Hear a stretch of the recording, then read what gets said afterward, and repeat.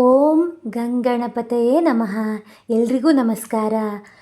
ಈ ಸಲದ ವಿಭವನ ಸಂಕಷ್ಟ ಚತುರ್ಥಿಯು ಯಾವಾಗ ಬರುತ್ತೆ? 3ಕ್ಕ 4ಕ್ಕ? ಕೆಲವೊಂದು ಗೊಂದಲಗಳು ಇದ್ದೇ ಇರುತ್ತೆ, ಅದು ಸಹಜ ಕೂಡ.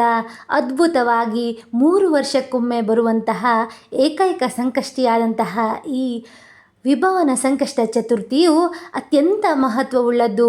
ಈ ದಿನ ಮಹಾಗಣಪತಿಯ ಆರಾಧನೆಯನ್ನು ಮಾಡಬೇಕು. ಸಾಧ್ಯವಾದರೆ ಉಪವಾಸ ವ್ರತಗಳನ್ನು ಆಚರಿಸಬೇಕು. ಇದರಿಂದ ಮಹಾಗಣಪತಿಯು ಕೇಳಿದ ವರಗಳನ್ನು ಖಂಡಿತವಾಗಿಯೂ ಪೂರೈಸ್ತಾನಂತೆ. ಹಾಗಾಗಿ ವಿಡಿಯೋನ ಸ್ಕಿಪ್ ಮಾಡದೆ ಈ ಸಂಕಷ್ಟ ಚತುರ್ಥಿಯ ಸಮಯ ಮತ್ತು ಯಾವಾಗ ಆಚರಿಸಬೇಕು ಅಂತ ತಿಳ್ಕೊಳ್ಳೋಣ. ಹೇಗೆ ಆಚರಿಸಬೇಕು, ಯಾವ ರೀತಿಯಾಗಿ ಆಚರಿಸಬೇಕು ಅನ್ನೋದನ್ನು ಕೂಡ ಹೇಳ್ತೀನಿ. ಸಾಧ್ಯವಾದರೆ ಚಾನಲ್ನ ಸಬ್ಸ್ಕ್ರೈಬ್ ಮಾಡಿಕೊಂಡು ಫಾಲೋ ಮಾಡೋದನ್ನು ಮರಿಬೇಡಿ. ಈ ವಿಭುವನ ಸಂಕಷ್ಟಹರ ಚತುರ್ಥಿಯು ನಾಳೆ ಅಂದರೆ 3ನೇ ತಾರೀಕು ಜೂನ್ ರಾತ್ರಿ 9:21ಕ್ಕೆ ಪ್ರಾರಂಭವಾಗುತ್ತೆ.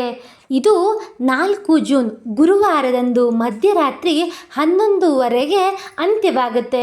ಅಂದರೆ ಈ ಸಮಯವನ್ನು ಅತ್ಯಂತ ಪ್ರಶಸ್ತ ಕಾಲ ಅಂತ ಕರೀತಾರೆ. ಸೂರ್ಯೋದಯಕ್ಕೆ ಗುರುವಾರ ಅಂದರೆ 4ನೇ ತಾರೀಕು ಈ ಸಂಕಷ್ಟ ಚತುರ್ಥಿ ಇರೋ ಕಾರಣ ಆ ದಿನ ಇದನ್ನು ಆಚರಿಸಬೇಕು. ನಾವು ಯಾವುದೇ ಉಪವಾಸ ವ್ರತವನ್ನು ಮಾಡೋದಿದ್ರೂ ಕೂಡ ಆ ದಿನ ಅತ್ಯಂತ ಶ್ರೇಷ್ಠವಾದದ್ದು. ಹಾಗಾಗಿ 3ನೇ ತಾರೀಕಿನ ಬದಲು 4ನೇ ತಾರೀಕಿಗೆ ಆಚರಣೆಯನ್ನು ಮಾಡಬೇಕು. ಹಾಗೂ ಮಾರನೇ ದಿನದ ತನಕ ಉಪವಾಸವಿದ್ದು ಗಣೇಶನ ಮಂತ್ರ ಧ್ಯಾನಗಳನ್ನು ಆಚರಿಸಬೇಕು. ಬೆಳಿಗ್ಗೆ ಪ್ರಾತಃ ಕಾಲಕ್ಕೆ ಎದ್ದು ಸ್ನಾನವನ್ನು ಮಾಡಿ ಮಡಿಬಟ್ಟೆಯನ್ನು ಉಟ್ಟು ಸಾಯಂಕಾಲ ಪೂಜೆಗಾಗಿ ಎಲ್ಲ ಸಾಮಗ್ರಿ ಅಂದರೆ ಪರಿಕರಗಳನ್ನು ನಾವು ಸಂಗ್ರಹಿಸಬೇಕು.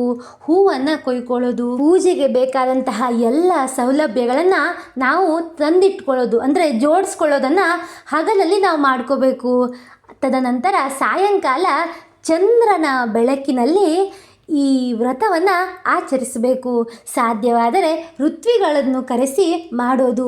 ಸಾಧ್ಯವಿಲ್ಲವೆಂದಾದರೆ ನಾವೇ ಆದರೂ ಗಣೇಶನಿಗೆ ನೀರು, ಹಾಲು, ಪಂಚಾಮೃತದ ಅಭಿಷೇಕವನ್ನು ಮಾಡಿ ತದನಂತರ ಕೆಂಪು ಹೂವಿನಿಂದ ಅಲಂಕಾರವನ್ನು ಮಾಡಬೇಕು.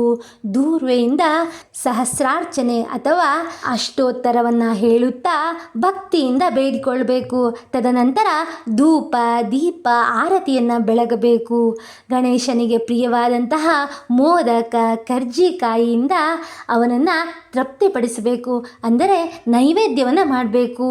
ಇದೆಲ್ಲವನ್ನು ಭಕ್ತಿಯಿಂದ ಶ್ರದ್ಧೆಯಿಂದ ಮಾಡುತ್ತಾ ಇದಾದ ಮೇಲೆ ನಾವು ಏನಾದರೂ ಒಂದು ಫಲಹಾರವನ್ನು ಸ್ವೀಕರಿಸಬಹುದು. ಕೆಲವರು ಮಾರನೇ ದಿನ ತಿಂತಾರೆ, ಕೆಲವೊಬ್ಬರು ಆ ದಿನ ಚಂದ್ರ ದರ್ಶನವಾದ ತಕ್ಷಣ ತಿಂತಾರೆ. ಅಂದರೆ ಚಂದ್ರ ದರ್ಶನ ಯಾವಾಗ ಅಂತ ತಿಳ್ಕೊಬೇಕಲ್ವಾ?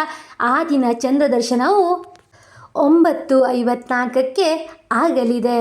ನಾವು ಆ ಸಮಯದಲ್ಲಿ ಚಂದ್ರನನ್ನು ನೋಡುತ್ತಾ ಅವನಿಗೆ ಅರ್ಘ್ಯವನ್ನು ನೀಡುತ್ತಾ ಚಂದ್ರನಲ್ಲಿ ನಾವು ಬೇಡಿಕೊಳ್ಬೇಕು. ನಮ್ಮ ಮನಃಶಾಂತಿಯನ್ನು, ನಮ್ಮಲ್ಲಿರುವಂತಹ ಆತ್ಮಸ್ಥೈರ್ಯವನ್ನು ಹೆಚ್ಚು ಮಾಡುತ್ತಾ ಗಣಪತಿಯ ಸಂಪೂರ್ಣ ಅನುಗ್ರಹ ನಮ್ಮ ಮೇಲೆ ಬೀಳಲಿ ಅಂತ ಅವನ ಮುಂದೆ ನಿಂತು ಪ್ರಾರ್ಥಿಸ್ಕೊಳ್ಬೇಕು.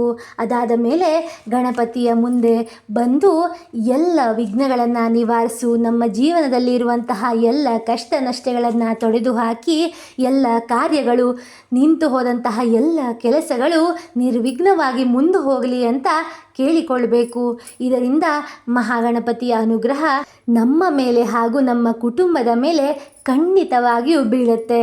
ಹಾಗಾಗಿ ಈ ಸಂಕಷ್ಟಹರ ಚತುರ್ಥಿಯ ದಿನದಂದು ಪೂಜೆ ವ್ರತ ಮತ್ತು ಧ್ಯಾನವನ್ನು ನೆರವೇರಿಸುತ್ತಾ ಕೊನೆಯಲ್ಲಿ ವ್ರತಕಥೆಯನ್ನು ಕೇಳುತ್ತಾ ಸಂಪೂರ್ಣವಾಗಿಸಿ ಮಹಾಗಣಪತಿಯ ಅನುಗ್ರಹಕ್ಕೆ ಪಾತ್ರರಾಗೋಣ. ಮಹಾಗಣಪತಿಯ ಕೃಪೆಯು ನಮ್ಮ ಮೇಲೆ ಸದಾ ಇರಲಿ. ಅಧಿಕ ಮಾಸ ಅಂದರೆ 3 ವರ್ಷಕ್ಕೊಮ್ಮೆ ಮಾತ್ರ ಬರುವಂಥದ್ದು. ಆ ಸಮಯದಲ್ಲಿ ಈ ವಿಭುವನ ಸಂಕಷ್ಟ ಚತುರ್ಥಿಯು ಬರುತ್ತೆ. ಪ್ರತಿ ವರ್ಷವೂ ಇದು ಬರೋದಿಲ್ಲ. ಹಾಗಾಗಿ ವಿಶೇಷವಾದಂತಹ ಸ್ಥಾನವನ್ನು ಇದು ಹೊಂದಿರುತ್ತೆ. ಅತ್ಯಂತ ಶ್ರೇಷ್ಠಕರವಾದಂತಹ ವ್ರತಗಳಲ್ಲಿ ಇದೇ ಮುಖ್ಯವಾದದ್ದು. ಮಹಾಗಣಪತಿಯ ಆರಾಧನೆ ಭಕ್ತಿಯಿಂದ ನಮಗೆ ಎಲ್ಲ ಕಾರ್ಯದಲ್ಲೂ ಶ್ರೇಯಸ್ಸು ಯಶಸ್ಸು ಸಿಗುತ್ತೆ ಅಂತ ಹೇಳಬಹುದು. ಮಹಾಗಣಪತಿಯ ಮೂಲ ಮಂತ್ರವಾದಂತಹ ಓಂ ಗಂ ಗಣಪತಯೇ ನಮಃ ಎಂಬಂತಹ ಮಂತ್ರವನ್ನು ಉಚ್ಚರಿಸಿದರೂ ಸಾಕು ಮಹಾಗಣಪತಿಯ ಅನುಗ್ರಹ ಬೀಳೋಕೆ. ಹಾಗಾಗಿ ಈ ವಿಭುವನ ಸಂಕಷ್ಟ ಚತುರ್ಥಿಯನ್ನು ನಾವು ಕೂಡ ಭಕ್ತಿಯಿಂದ ಶ್ರದ್ಧೆಯಿಂದ ಆಚರಿಸೋಣ. ನಮ್ಮ ಪ್ರೀತಿ ಪಾತ್ರರಿಗೂ ಕೂಡ ಇದನ್ನು ಆಚರಿಸುವಂತೆ ಪ್ರೇರೇಪಿಸೋಣ. ನನ್ನ ಮುಂದಿನ ವಿಡಿಯೋದಲ್ಲಿ ಮಹಾಗಣಪತಿಯ ಈ ವಿಭುವನ ಸಂಕಷ್ಟಹರ ಚತುರ್ಥಿಯ ವ್ರತಕಥೆ ಮತ್ತು ಮಂತ್ರಗಳನ್ನು ತೋರ್ಪಡಿಸಲಿದ್ದೇನೆ. ಹಾಗಾಗಿ ನನ್ನ ಚಾನಲ್ನ ಸಬ್ಸ್ಕ್ರೈಬ್ ಮಾಡಿಕೊಂಡು ಫಾಲೋ ಮಾಡೋದನ್ನು ಮರಿಬೇಡಿ.